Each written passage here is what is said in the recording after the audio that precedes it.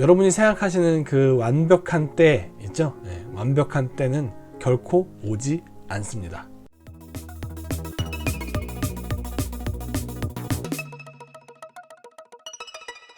안녕하세요. 1인 지식기업가 양재호입니다. 오늘은 1인 지식기업가가 가장 먼저 해야 할 일이 뭔지에 대해서 알아보도록 하겠습니다. 여러분, 1인 지식기업가가 사업을 하면서 제일 먼저 해야 될 일이 뭘까요? 가장 먼저 해야 될 일이 뭘까요?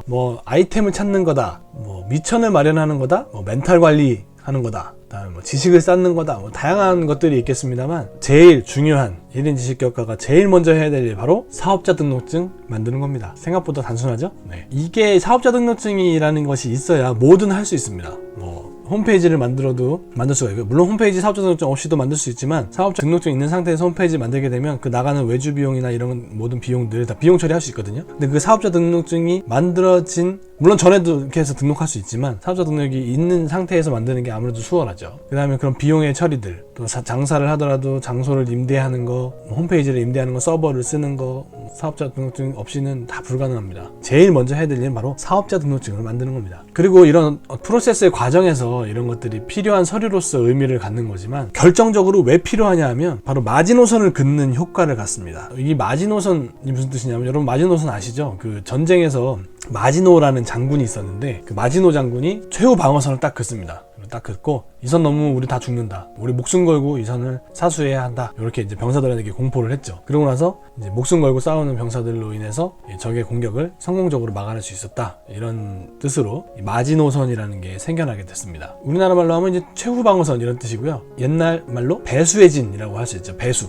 이 뒤에 물을 놓고 싸운다, 이런 뜻인데, 밀리면 그냥 물 떨어져 죽는 거니까, 밀려서 죽으나 싸우다 죽으나 어차피 죽는 거예요. 살으려면 뚫고 나가 사는 수밖에 없는 거죠. 그래서 이 배수진이라는 개념도 사업자 등록증과 일맥상통합니다. 왜 사업자 등록증 내는 게 무슨 배수진이냐, 이렇게 얘기할 수 있을 수 있는데, 제가 생각하는 사업자 등록증은 다시 태어난다는 의미입니다. 이게 무슨 뜻이냐면, 예전에 남의 돈 받아서 살던 나에서 이제 내 스스로 돈을 만들어내면서 사는 나로 다시 태어나겠다, 이런 선언이기 때문입니다. 또 사던 나에서 파는 나로 바꾸겠다, 이런 뜻이기도 하고요. 그래서 여러 가지 상황들을 종합해 보았을 때, 사업자 등록증을 낸다는 것은 어떤 프로세스에 도움을 받기 위해서 그런 작은 목표들 때문이 아니라, 나 자신을 새롭게 하는 그런 뜻을, 의미를 갖게 됩니다. 다시 강조드리지만, 1인 지식기업가가 가장 먼저 해야 할 일은 바로 사업자 등록증을 만드는 겁니다. 아마 영상 보시는 분들 중에 아마 회사를 다니시면서 1인 지식기업 준비하시는 분들이 아마 계실 것 같아요. 그러면 아마 사업자 등록증 내기 쉽지 않으실 겁니다. 왜냐하면 회사가 이 겸직을 금하는 곳들이 많거든요.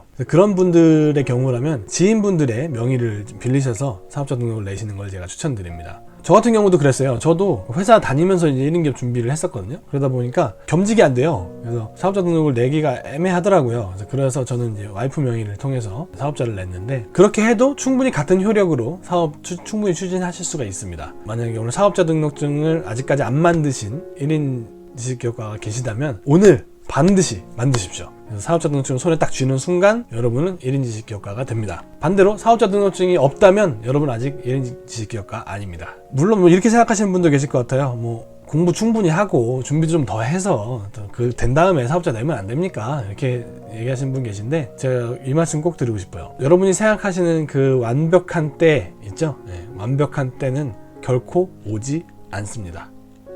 처음에 그냥 약소하게 시작을 하셔서 일단 시작을 하세요. 그리고 그 다음에 그거 보완하고 또 보완하면서 이제 점점 완벽에 가까운 모습으로 다가가는 거지, 사업하시는 분들도 그래요. 나 완벽하게 지금 사업하고 있다 하시는 분 없거든요. 그래서 완벽을 향해서 다가가는 과정입니다. 누구나 다 그래요. 완벽을 만들어서 사업자 했다, 이렇게 생각하시면 오산입니다. 충분히 준비가 됐다 이렇게 생각하시면 안 되니까, 해야겠다 마음 먹으면 바로 하십시오. 오늘 이 방송 보시고 바로 하십시오. 그러면 여러분이 1인 지식기업가로 새롭게 태어나게 됩니다.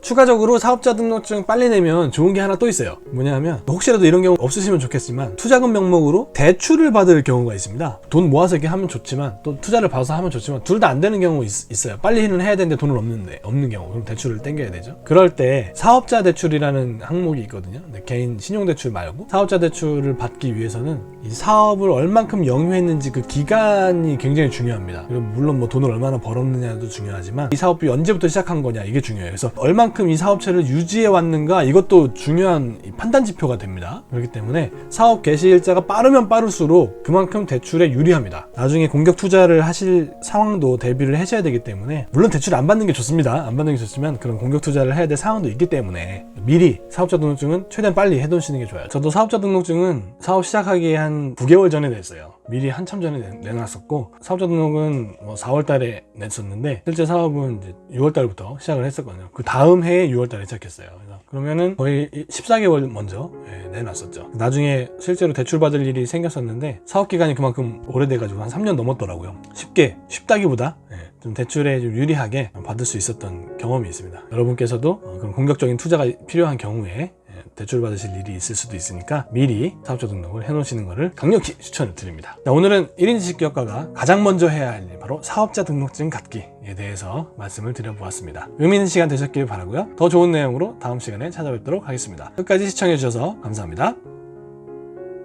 네, 오늘 영상 재밌게 보셨나요? 오늘 보신 영상이 여러분의 삶에 꼭 도움이 되기를 진심으로 소원합니다. 영상이 도움이 되셨다면 여기 구독하기 꼭 눌러주시고요. 그리고 이쪽에 보이시는 이 영상들은 제가 여러분께 추천드리는 영상들입니다. 꼭 한 번씩 보시기를 권해드립니다. 영상 시청해주셔서 감사합니다.